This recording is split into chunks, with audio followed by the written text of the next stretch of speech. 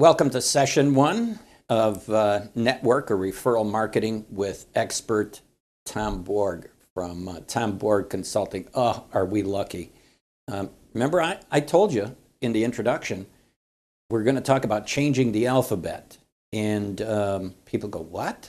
And with that, welcome, Tom Borg. Well, hello, Jim. How are you today? Great.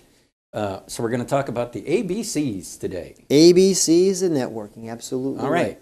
So what can you tell us about that? Well, as you alluded earlier in your introduction, the fact is the letter Y needs to go before the letter M when you're thinking about networking.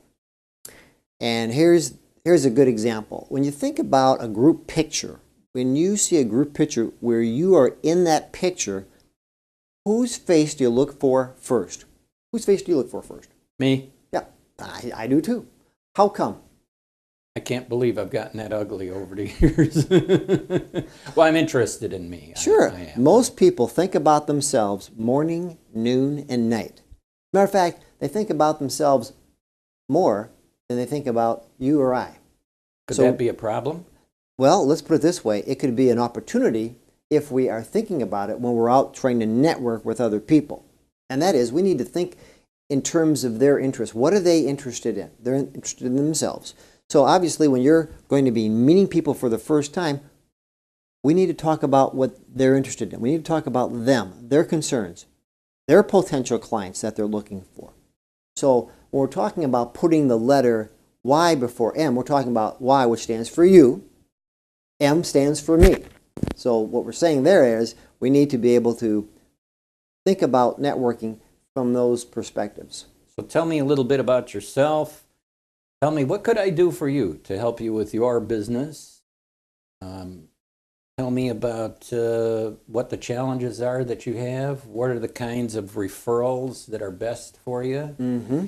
What is it that other, for example, Chamber of Commerce members could do for you? Mm-hmm. Absolutely. That's exactly what we want to be talking about. We want to find out where this person's concerns are, where their challenges are.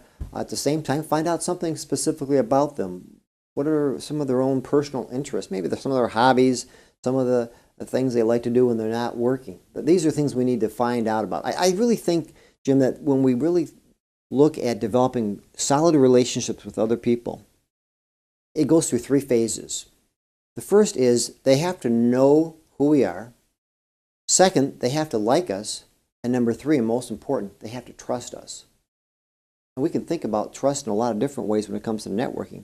For instance, let's say you refer someone to a friend of yours.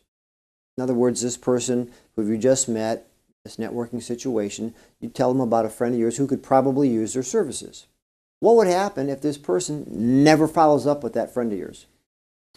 Oh man, that just happened to me.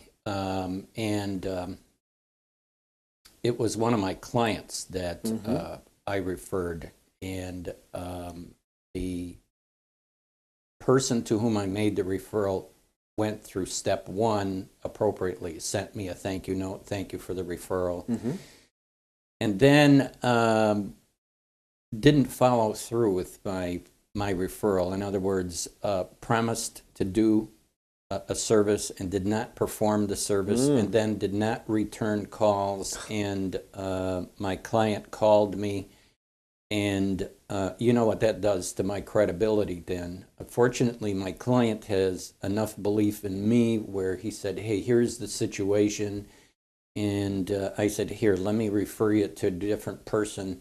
I called the second person and explained the situation. And did say, don't let me down here. Follow through.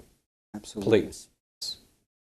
See, that's just it. When we refer people to our friends or other business associates, it makes us look bad if they don't follow through.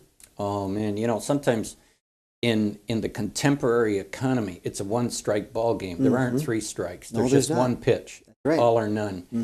And, it's for those of us who have the capability of making referrals, and let's face it, some of the businesses are just at the precipice of going out of business. And So for those of us who can make referrals, it really is damaging when somebody doesn't follow through. Absolutely. I mean, it really is. First of all, it hurts my feelings because I trusted you. But second of all, it creates a credibility problem between me and the person I made a referral to. I really resent that. Yes. And the likelihood of you referring anyone else to that person is, on a scale of 1 to 10, 0. So you get one chance and that's it. Again, back to what we're talking about. This business of networking is really more involved than it appears on the surface. Typically, when you or I, any of our listeners, go to a networking session, you see a lot of business cards being passed back and forth. My question is, I wonder how many of those business cards end up in the trash. I would bet a lot because, I belonged to a business networking group, and it was really interesting because I needed some carpeting done, and so I called the carpeting guy and arranged an appointment. Everybody is there waiting. He never showed up.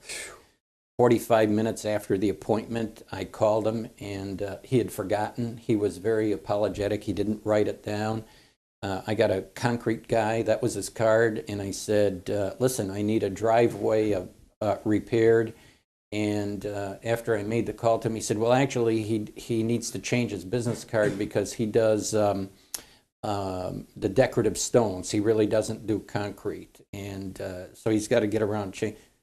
Yeah. Come on, this is the kiss of death. Yeah, I think oftentimes some of these people that are out there networking, they're just poor business people, quite frankly. They're just poor business people. You can complain about the economy, but quite frankly, if you're not following through on your commitments, if you're not following through on what you tell people you're going to follow through on, then you really, you're going to have a tough go.